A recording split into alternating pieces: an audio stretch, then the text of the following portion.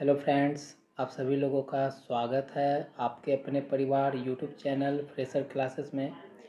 तो आज हम लोग सीटेट 2024 जो जुलाई में पेपर होगा उसके लिए हम सीडीपी का क्वेश्चन करेंगे टॉपिक वाइज। तो पहला है, जैसा कि आप लोग देख रहे होंगे, बाल विकास का अर्थ देखेंगे और आवश्यकता तथा क्षेत्र पे। इस टॉपिक पे हम जितने भी क्वेश्चन होंगे इस टॉपिक से जुड़े हुए क्वेश्चन को हम सॉल्व करेंगे आज के वीडियो में। तो चलिए स्टार्ट करते हैं। देखिए क्या बोल रहा है कि डैश के मतलब यहाँ खाली जगह है के अलावा निम्नलिखित डैश के अलावा निम्नलिखित कारणों से खेल युवा बच्चों के विकास में एक महत्वपूर्ण भूमिका निभाती है। खेल का बात हो रहा है, किसके बारे में बात हो रही है इस क्वेश्चन में? खेल के बारे में, कि खेल जो है के अलावा जो है युवा बच्चों के विकास में एक महत्वपूर्ण भूमिका निभाती है। तो आपको 4 ऑप्शन दिए गए, 4 ऑप्शन पढ़ कर देखिए। आप भी वीडियो को पॉज करिए और देखिए कि कौन सा आंसर सही है। ठीक है, चलिए पढ़ते हैं। पहला ऑप्शन, वे अपने शरीर पर नियंत्रण प्राप्त करते हैं। यह उनकी इंद्रियों को उत्तेजित करता है। यह समय बिताने का एक सुखद तरीका है।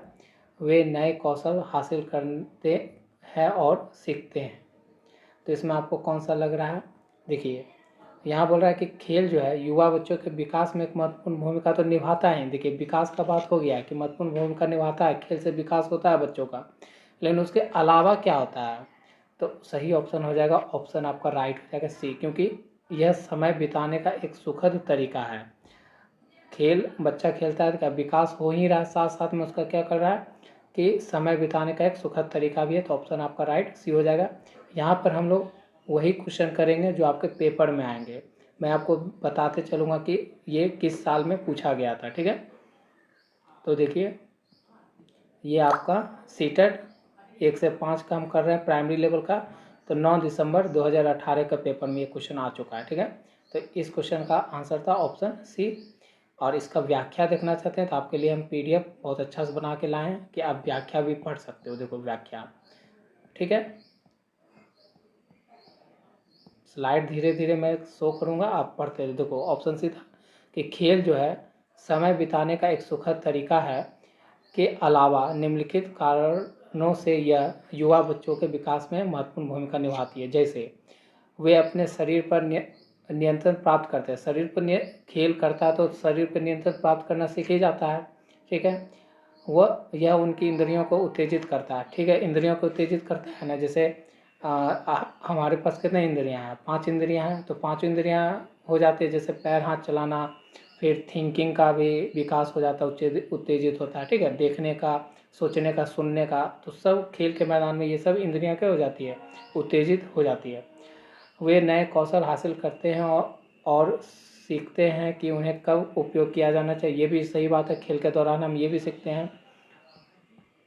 और देखिए और हमारा है, यह उनके सामाजिक, मानसिक, शारीरिक और नैतिक विकास में योगदान करता है। खेल हमारा जो है शारीरिक, मानसिक, शारीरिक, नैतिक विकास का योगदान करता है खेल।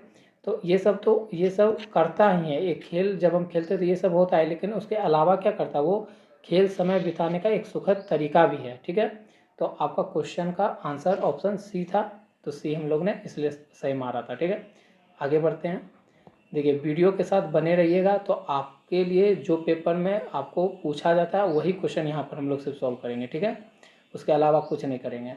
अब देखिए अगला क्वेश्चन है, मानव विकास फिल इन द ब्लैंक से है। मानव विकास डैश है, क्या है? मानव विकास, विकास जो होता है, विकास मतलब क्या होगा? डेवलपमेंट। क्या होगा? डेवलपमेंट जिसे बोलते हैं।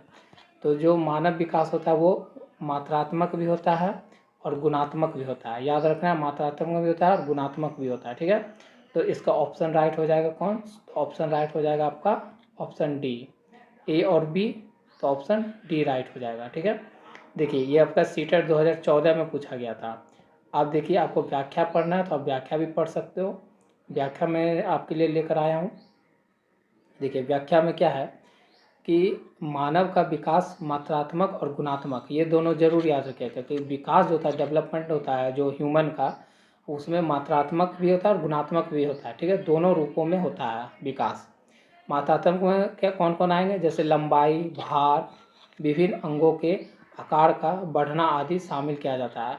मापने में, मापना मतलब क्या, मीजर करना। मीजर में आप लंबाई माप सकते हो, भार माप सकते हो, विभिन्न अंगों के आकार को भी माप सकते हो, आकार का बढ़ना इसको भी मापा जा सकता है। तो ये हो गया मात्रात्मक।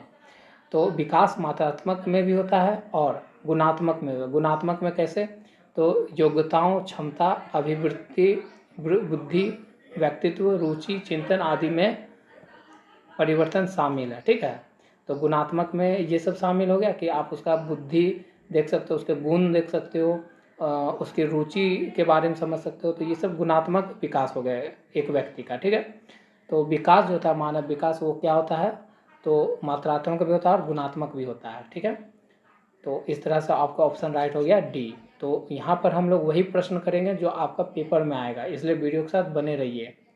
आगे बढ़ते हैं। देखिए, मानव विकास को क्षेत्रों में विभाजित किया जाता है, जो है मानव विकास को किस किस क्षेत्र में विभाजित किया गया है, डेवलपमेंट को। तो देखिए, शारीरिक, संज्ञानात्मक, संवेगात्मक और सामाजिक।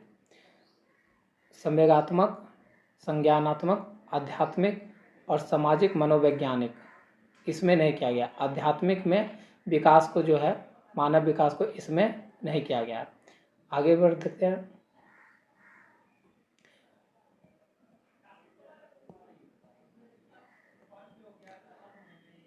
सी ऑप्शन पढ़ते हैं, मनोवैज्ञानिक, संज्ञानात्मक, संवेदनात्मक और सामाजिक। मनोवैज्ञानिक विकास के अंतर्गत नहीं ला रखा गया। ठीक है, किस क्षेत्र में बोल रहा है विभाजित किया गया मानव विकास को, तो याद रखिएगा, आध्यात्मिक में नहीं किया गया, मनोवैज्ञानिक में नहीं किया गया, शारीरिक, आध्यात्मिक, संज्ञानात्मक और सामाजिक। अध्यात्मक फिर से आ गया, तो आध्यात्मिक के कारण ये भी ऑप्शन डी भी छट जाएगा। तो हमारा जो ऑप्शन बचा वो कौन कौन बचा, कि ऑप्शन ए, शारीरिक, संज्ञानात्मक, संवेगात्मक और सामाजिक के क्षेत्रों में हमारा मानव विकास को विभाजित किया गया। तो ऑप्शन आपका राइट ए हो जाएगा। इसके बारे में डिटेल थोड़ा देख लेते हैं। देखिए, पेपर में जो पूछा गया वही सॉल्व करेंगे यहाँ पर। ठीक है,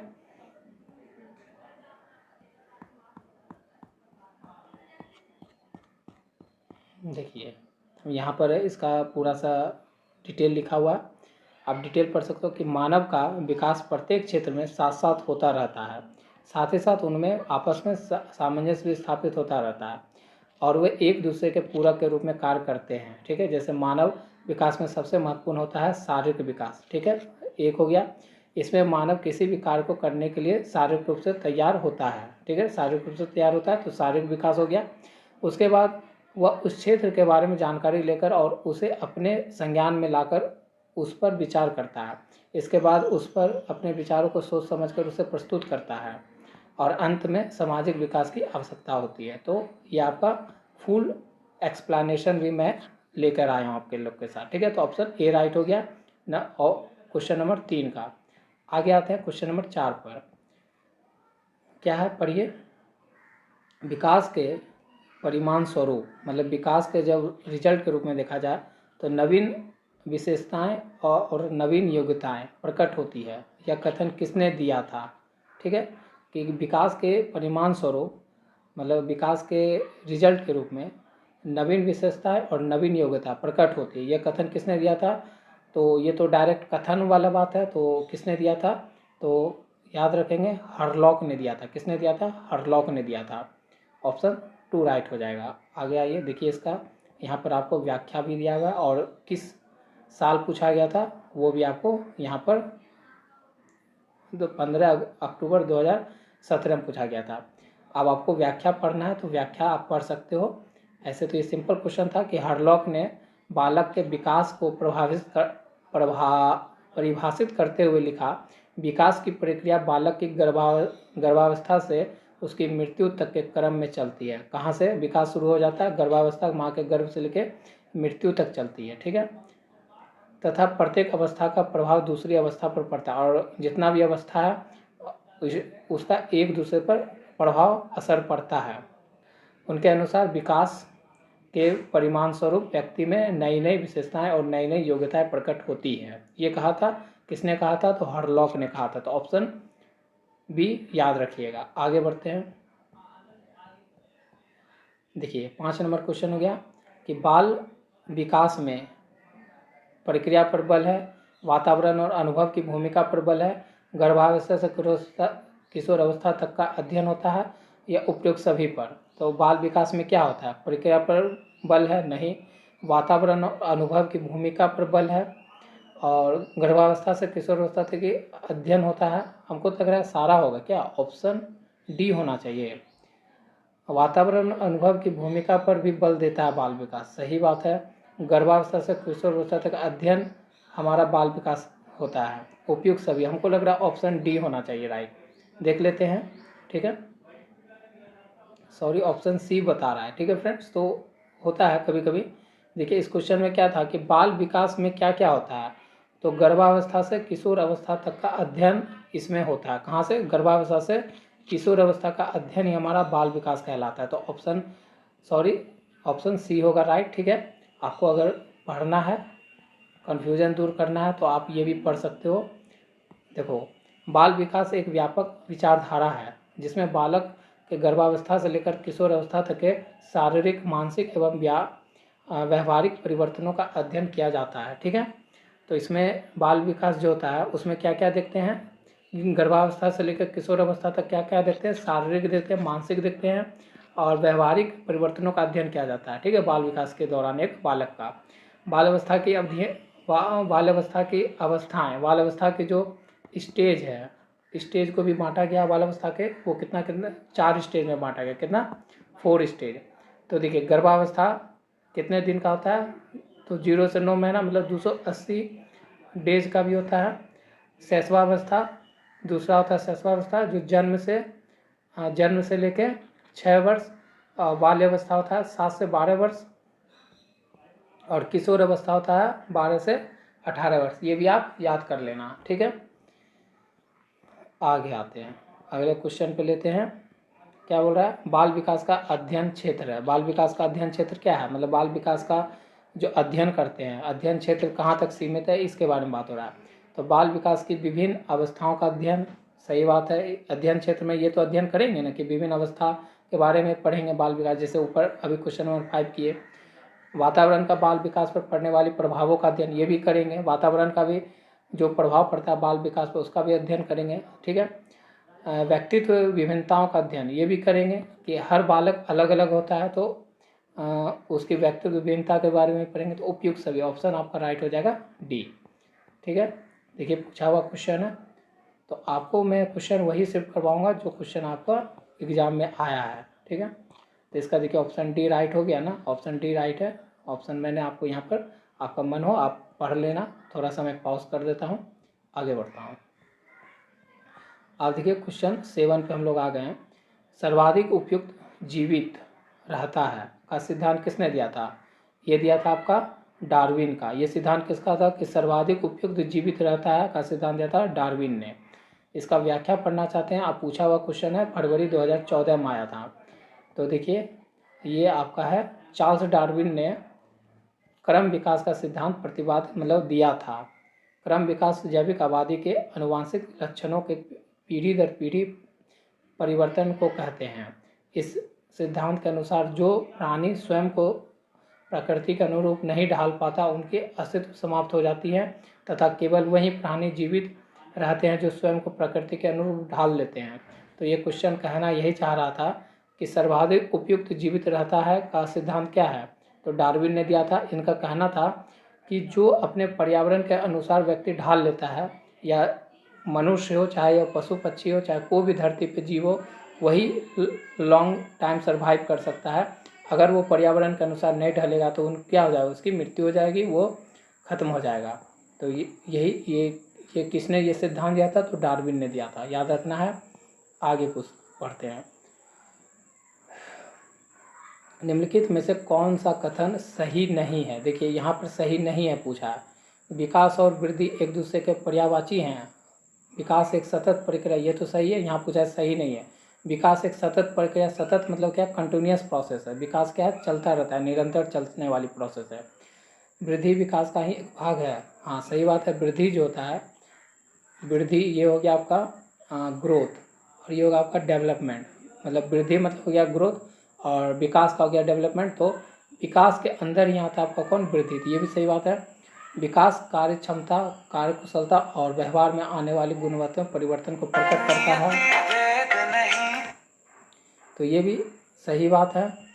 ठीक है, तो हमारा बोला है नहीं, तो नहीं वाला कौन सा हो जाएगा, नहीं वाला हमारा ऑप्शन होगा कि विकास और वृद्धि एक दूसरे के पर्यायवाची नहीं है। तो ऑप्शन आपका राइट हो जाएगा।